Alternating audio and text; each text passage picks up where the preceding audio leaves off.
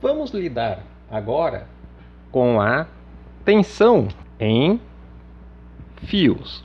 Neste primeiro vídeo, nós lidaremos com fios ideais, que vimos na aula anterior. Se tratam de fios sem massa, inextensíveis, ou seja, seu comprimento não se altera independentemente da força aplicada sobre ele, e eles transmitem instantaneamente a força aplicada em uma extremidade para a outra. Vamos imaginar a seguinte situação: temos uma parede e o teto, estamos prendendo um anel em 2 fios, sendo que um deles, fixo na parede, se encontra em uma posição perfeitamente horizontal.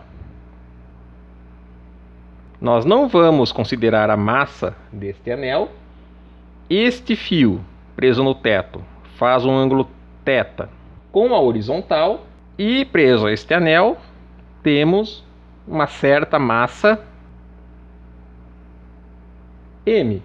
Vou chamar este fio de 1, este de 2 e este de 3. O que nós queremos aqui é determinar a tensão em cada fio. Sabemos que todos os corpos estão submetidos à aceleração da gravidade. Vamos então analisar a massa M. Faremos o seu diagrama de corpo livre. Ela experimenta a força peso dirigida verticalmente para baixo e a força de tensão do fio 1, que eu chamarei de T1. Como o sistema está em equilíbrio, nós temos que a resultante das forças sobre a massa M deve ser nula. Peso terá intensidade igual à da tensão 1. Portanto, determinamos a tensão sobre o fio 1 como sendo igual ao peso deste corpo. Vamos agora analisar o anel, que também supomos que tenha massa desprezível. Eu vou representar este sistema de fios em um sistema de eixos retangulares. Esse será o nosso eixo X, e eu chamarei este aqui de eixo Y. Então, nós temos a tensão sobre o fio 3. Se o fio faz um ângulo θ com o teto, ele também fará o ângulo θ com a horizontal.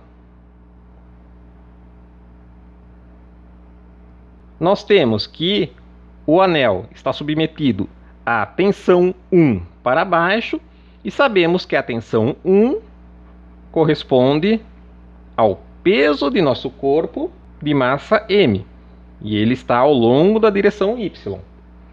E como o fio 2 está perfeitamente horizontal, nós temos uma força de tensão 2 ao longo do eixo X na direção menos X. Então assinalaremos T2. A vantagem de representarmos as forças em um sistema de eixos retangulares é que agora poderemos lidar com suas componentes ortogonais. Nós devemos ter uma situação de equilíbrio tanto na direção Y como na direção X. Assim, teremos na direção X a tensão sobre o fio 2 deve ser igual à componente da tensão 3 nessa direção, ou seja, T3 cosseno de θ. Na direção Y,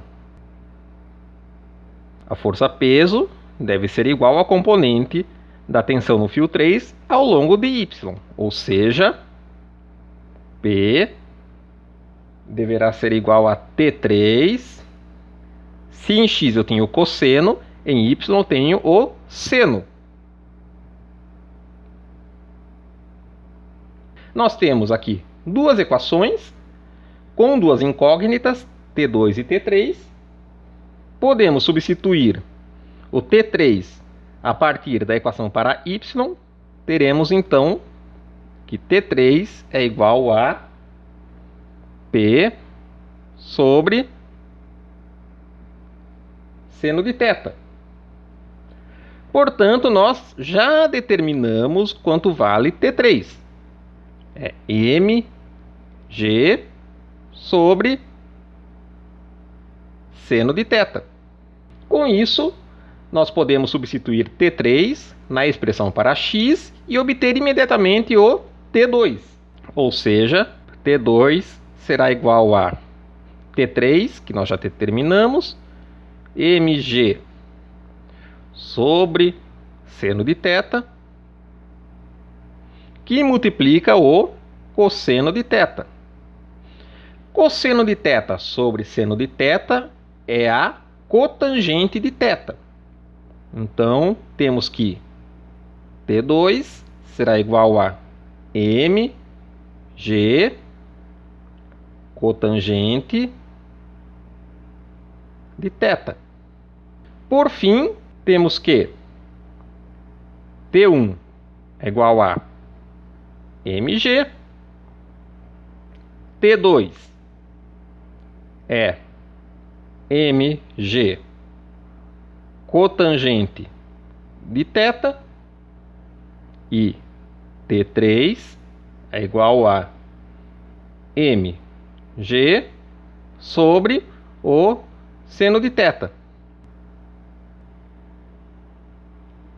Note que tudo que nós utilizamos foi o equilíbrio de forças sobre este ponto, representado pelo anel, e tratamos as projeções de cada força ao longo dos eixos x e y.